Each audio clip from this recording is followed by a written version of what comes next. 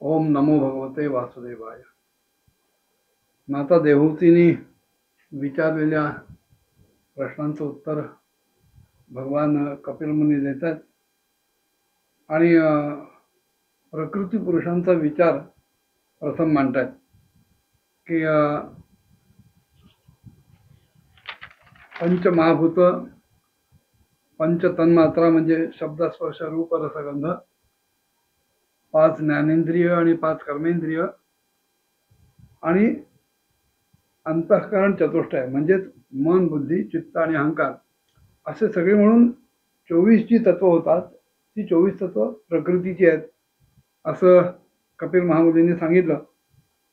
महाप्रलयामध्ये त्रिगुणांची साम्यावस्था किंवा एकीकृत अवस्था झाली आणि सृष्टिकाळी विभक्त अवस्था झाली, म्हणजे त्या गुणांमध्ये काही खळबळ माजली, कमी अधिक झालं, विषमता आली की ती प्रकृती जन्माला येते. काही जण काळ हे 25वे तत्व मानतात. महामुनी म्हणाले की काळ म्हणजेच भगवंताचा पराक्रम आहे, किंवा कोणी त्याला ईश्वराची चेष्टा, ईश्वराचं कार्य, ईश्वराची क्रिया, हालचाल असं मानतात. खरं तर भगवंतच काल आहे, किंवा असंही म्हणता येईल की भगवंताचा प्रभाव म्हणजे काळ आहे. अनेक प्रकारचे मतभेद भागवत सांगणाऱ्या विचारवंतांमध्ये दिसतात, पण विचार करायला गेलं तर परमार्थामध्ये काळ नसतोच. काळ जो दिसतो, सिद्ध होतो, तो व्यवहारामध्येच सिद्ध होतो. मग ही सृष्टी निर्माण कशी होते, तर ते जे परब्रह्म परमात्मा तत्व आहे, भगवंत आहे, तो आपल्याच मायेमध्ये चितशक्तीचं आधान करतो. तेच त्याचं वीर्य तिथे स्थापित झाल्यानंतर महत्त्वाचा प्रसव होतो, महत्त्व जन्माला येतं आणि त्यानंतर प्रकृती आपल्यातलाच जो प्रलयकालीन तम म्हणजे अंधार आहे तो आपल्या तेजानं पिऊन टाकते. हे जे महत्त्व आहे तेच खरं भगवत प्राप्तीचं स्थान आहे.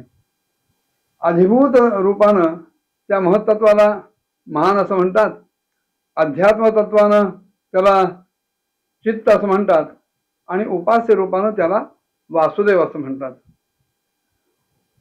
मग चित्ताचं लक्षण काय? भगवंत म्हणाले स्वच्छता, निर्विकारता आणि शांतता हे खरं चित्ताचं लक्षण आहे. महत्त्वामध्ये विकृती निर्माण झाली की सात्विक, राजस आणि तामस अशा 3 प्रकारच्या अहंकारांची उत्पत्ती होते आणि त्यांच्यातूनच संपूर्ण मन, पंचमहाभूत आणि इंद्रिय जन्माला येतात. तेव्हा अशा प्रकारे भूतेंद्रिय मनोमय अशा अहंकारालाच उपास्य रूपानं संकर्षण असं नाव प्राप्त होतं. कपिल महामुनी पुढे म्हणाले सात्विक अहंकाराच्या विकारातून संकल्प विकल्पात्मक मनस्तत्व जन्माला येतं आणि तेच सर्व इंद्रियांचा ईश्वर असतं, सर्व इंद्रियांचं नियंत्रक नियामक तत्व असतं आणि त्याला उपास्य रूपामध्ये अनिरुद्ध असं म्हटलं जातं. ह्या प्रकृतीमध्ये किंवा गुणांच्या मध्ये क्षोभ होण्याचं कारण परमपुरुष अशा परमात्म्यानं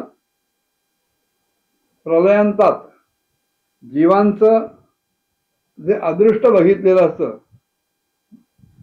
मागच्या सृष्टीतल्या जीवांच्या कर्मांचं जे अदृष्ट आहे ते बघितल्यानंतर क्षोभ प्राप्त होतो मायेमध्ये आणि तिथे ते तेजोमय महत्त्व निर्माण होतं.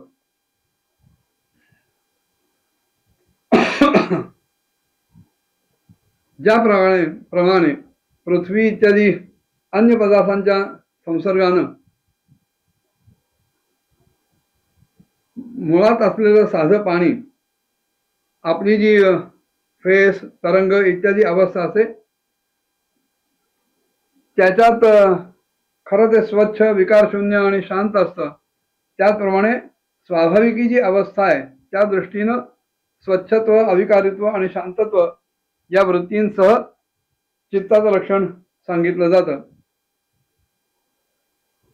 त्यानंतर कपिल महामुनी सांगतात की भगवंताच्या वीर्यरूप चित शक्तीनं निर्माण झालेल्या महत्त्वाच्या विकृतीत निर्माण झाल्या की त्याच्यातून क्रियाशक्ती प्रधान अहंकार उत्पन्न होतो आणि हा अहंकार वैकारिक, तेजस आणि तामस असा 3 प्रकारचा असतो.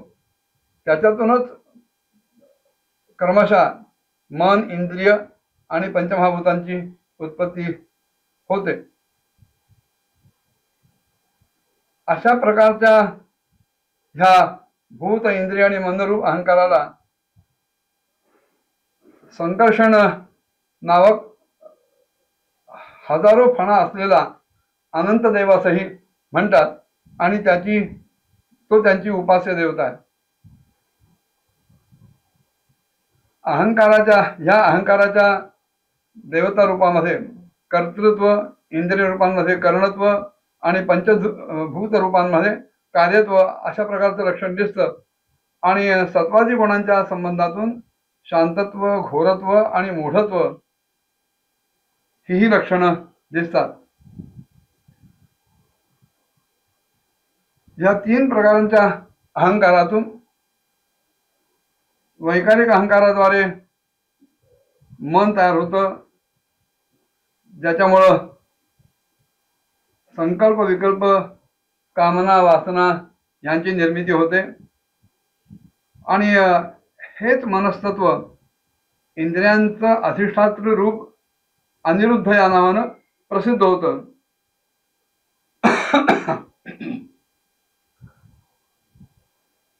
शरदकालीन नीलकमलासारखा श्याम वर्ण असलेला अनिरुद्ध त्याला हळूहळू वश करून योगीजन त्यांची आराधना करतात. थोडक्यात सांगायचं झालं तर ज्याला अध्यात्मामध्ये चित्त म्हटलं जातं त्यालाच अधिभूतामध्ये महत्त्व म्हटलं जातं. चित्तामध्ये अधिष्ठाता क्षेत्रज्ञ असतो आणि उपास्य देव वासुदेव असतो. अशाच प्रकारे अहंकारामध्ये अधिष्ठाता रुद्र असतो आणि उपास्य देव संकर्षण असतो. बुद्धीमध्ये अधिष्ठाता ब्रह्मा असतो आणि उपास्य देव प्रद्युम्न असतो. आणि मनामध्ये अधिष्ठाता चंद्रमा असतो आणि उपास्य देव अनिरुद्ध असतो. मग पुढे आणखीन त्यांनी काय काय सांगितलं पुढच्या भागात बघूया. ओम नमो भगवते वासुदेवाय.